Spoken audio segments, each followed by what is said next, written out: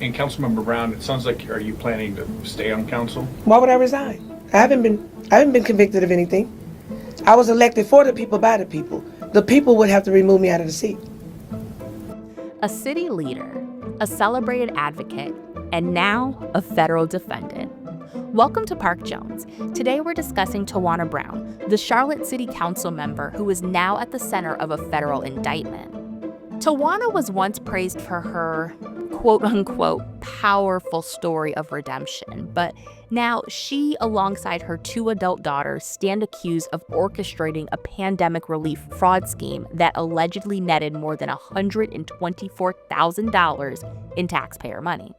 The allegations are hefty: lavish spending, fake documents, and an alleged trail of deception. This just might bring down her entire political career. But in the midst of all this, I'm just trying to understand, why would the good people of Charlotte elect an individual who previously spent time in prison not once, but twice? Before we get into the story, if you haven't already, please take a moment to like and subscribe to the channel.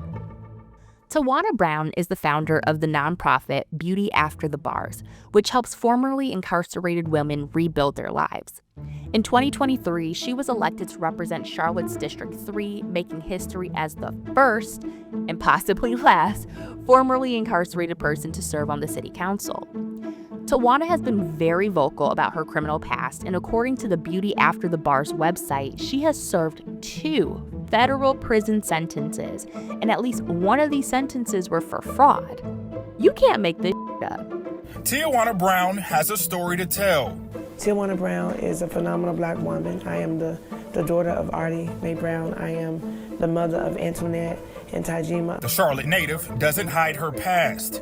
She spent time in federal prison on fraud charges. Never will I ever be afraid to share something that has impacted my life, my family, the entire world. And so everyone isn't affected by incarceration, especially incarceration of black women. Now there is triumph.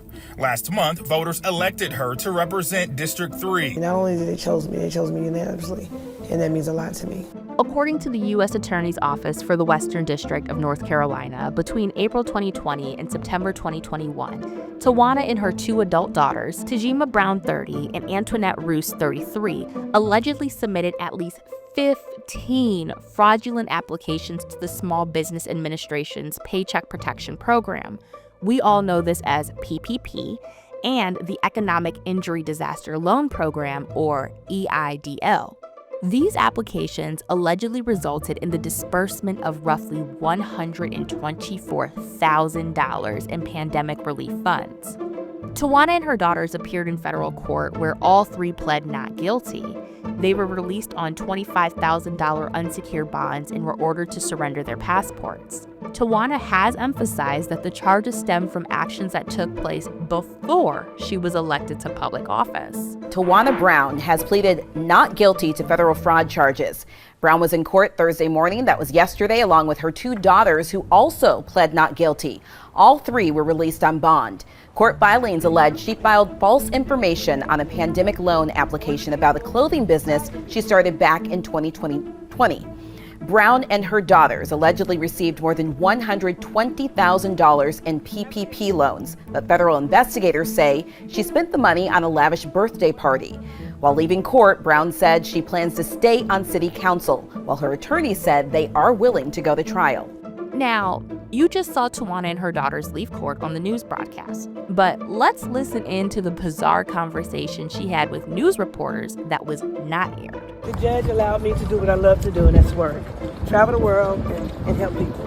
Very well respected, tied up in a case like this. Very well respected. Tied Thank up you. in a case like this. How are you feeling right now? I'm still very well respected. Would you at all be open to taking a plea deal if it was offered? Is there anything you want people to know here?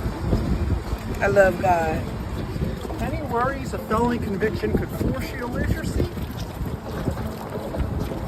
Do you still stand by what you said yesterday of not resigning at all? Is the loss of your passport going to... I am the city council member that was elected for the people, by the people. Resignation is not It's not an option.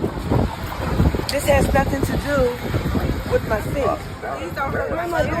Excuse us, guys. Come on now. Do y'all have anything to say on how that went today? No comment. Whatever my constituents want me to do, you know I do that, Joe. Let's not pretend that. Do you feel supported by your constituents? Absolutely. What you think? I want every precinct. Prosecutors say these funds weren't used for business needs, but instead they were allegedly spent on personal expenses. In one instance, they claim $15,000 went towards a lavish birthday party for Tiawana at Charlotte's Harvey B. Gantt Center. The party featured a horse-drawn carriage. The indictment says that you used those funds on a birthday party. Is that the case? I paid $20,000 back. Did you originally use the funds that were provided for you for that birthday party? I paid it back. The funds that I got was $20,833, and I paid it back. Tiawana insists she's being unfairly targeted. Christy Puckett, a lobbyist for North Carolina Second Chance Alliance and friend of Tiawana, has said that she believes this indictment is a deliberate effort to interfere with Tiawana's re-election and silence her voice. Now, I did some digging on Christy, and opinion of one, I came to the conclusion that Christy is an unreliable narrator. Okay, y'all, so I've gotten lots of questions about this picture here. Like, what was wrong with your face? Why was you looking like that? Were you on some type of opiates? And y'all, I told y'all I was a crackhead. The idea that this federal indictment is an attempt to interfere with the re-election of a city councilwoman is ridiculous. I'd imagine the feds would have much more important things to do. You call the attack political. What do you think the motivation is if it's political? Reason. I paid the money back. No one had to tell me to pay it back. If we're seeking justice, and I pay back the $20,833 that I'm accountable for, then why are we here? Why are we here? With 2 prison sentences under her belt, I think it's bizarre that anyone thought it was a great idea for Tiawana to hold the elected position of councilwoman. We're in this really weird time loop where candidates with skeletons in their closet are being pushed, and we're encouraged to overlook their past, which is absolutely ridiculous. And if you don't believe me, just ask the people of Dalton, Illinois about the chaos caused by Miss Tiffany Henyard. And it seems like some of the citizens are beginning to share my same sentiments. Following the news of Brown's indictment and court appearance, we are asking her constituents what they think. WBTV's Claire Kopsky was out in District 3 today and shares their reactions. Community members that we spoke to said they were, quote, in shock, disappointed, disheartened, and even embarrassed to learn the news about Councilmember Brown this week. Those we spoke to said they still want to know more about the timeline and how long it took her to pay the funds back, but regardless believe her actions were a misuse of taxpayer money. Whether they voted for her or not, Charlotte residents told me they believe Brown was given a second chance after a prior conviction for fraud charges in the 90s. They tell me they aren't sure they'll be willing to give her another chance. It's too much attention that has been brought to her, and not only just to her, but the community as well. I would highly seek that she step down, okay, because it doesn't look good as a community. It's embarrassing. And just to be clear, I'd hold this same opinion even if there wasn't a federal indictment on the table. I don't believe your past should define your future, but there was a time where your past influenced your future.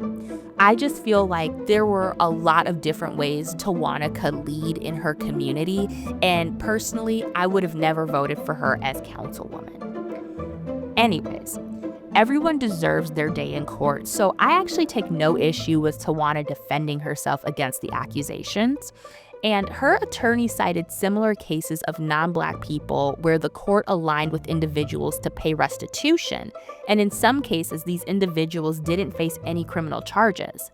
When I found out that there may have been some stipulations and how the application was processed, I paid it back. Now, on the other hand, that's Hillbilly Barbecue that has $1.5 million that never went into the courtroom. They were able to pay it back civilly. through a civil matter. Okay? So there's some PPP loans out there that just came up that never touched the courtroom. So if it's about justice and I paid it back, why are we here? Honestly, I think Taiwana's daughters will take most of the heat. It sounds like she received a small portion of these funds and has already paid it back. But regardless, I think it's sad that her daughters just might be walking into her same footsteps. The feds also allege that your daughters were involved with this. Did you fill out any applications on their behalf? I'm not going to speak on behalf of anybody that's not here. And can y'all help? I'm just trying to understand, because the indictment talks about $124,000, and Councilmember Brown, I think, has said you paid back roughly 20 or 21, I think is right. Can y'all help me understand, like, the rest of the money? What is the I can help you understand what I'm responsible for. $20,833 paid back in full. That's exactly right. $20,833 paid back in full on my own. That's what I'm responsible for. And is it the rest of the money, another 100,000 or so? Would that be from the other people in the indictment? That's what the indictment charges.